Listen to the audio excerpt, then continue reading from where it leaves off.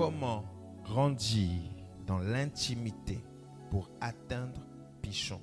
Genèse 2, le verset 8 à 10. La Bible dit que Dieu va planter un jardin en Éden, du côté de l'Est. À l'Est, là où Dieu plante le jardin, dans un coin qui s'appelle Éden, la Bible dit que Dieu va prendre l'homme, il va le mettre là, dans ce jardin. Il y avait un fleuve qui sortait de la ville qui s'appelait Éden. Et ce fleuve va venir arroser le jardin que Dieu avait fait où il y avait l'homme. Ce fleuve-là se divisait en 4 bras. Le nom du premier bras était Pichon. Et dans ce jardin-là, c'est là qu'il va mettre l'homme qu'il a créé, qui lui ressemble. Malgré que Adam avait péché, Dieu n'a pas éteint Adam.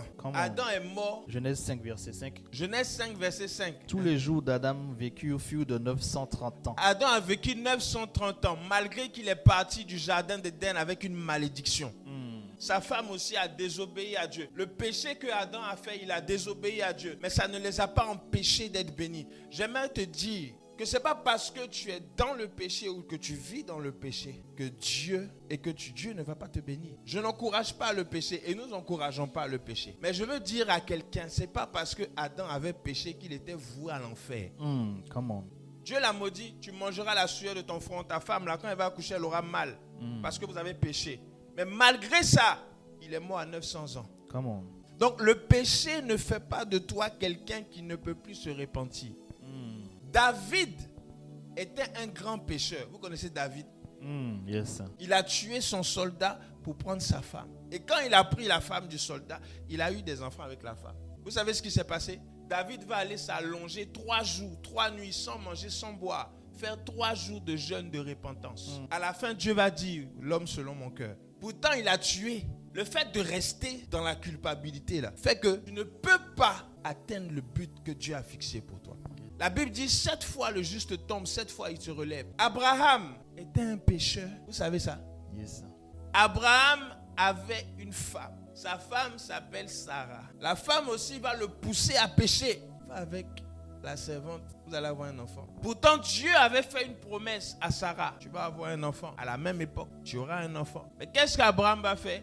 Il va écouter ce que Sarah lui a dit. Il va commettre ce qu'on appelle l'adultère.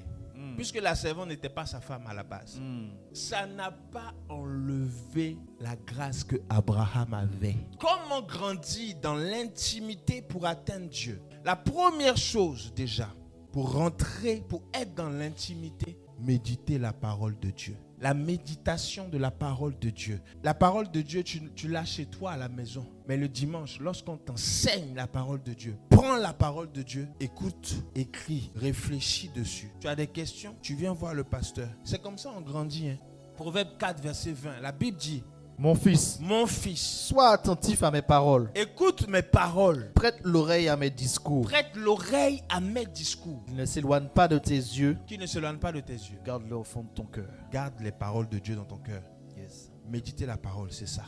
Deuxième chose, Jean 12, verset 3. La même Marie qui était assise aux pieds de Jésus, là, elle n'était pas là seulement à écouter. Regardez ce qu'elle a fait. Dans la version parole français courant, la Bible dit, Marie prit alors 1 demi-litre d'un parfum très cher, fait de nard pur. Elle le répandit sur les pieds de Jésus, puis elle l'essuya avec ses cheveux. Donc l'adoration, c'est-à-dire cultiver une vie d'adorateur. Pas simplement par des paroles. Elle a posé un acte fort. Vous savez c'est quoi l'acte fort? Elle a pris un parfum cher, elle a cassé, elle a mis ça sur les pieds de Jésus. Elle a essuyé avec ses cheveux.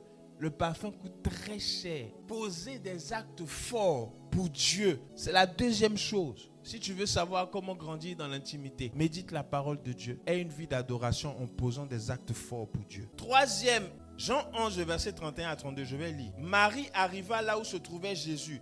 Dès qu'elle vit, elle se jeta à ses pieds.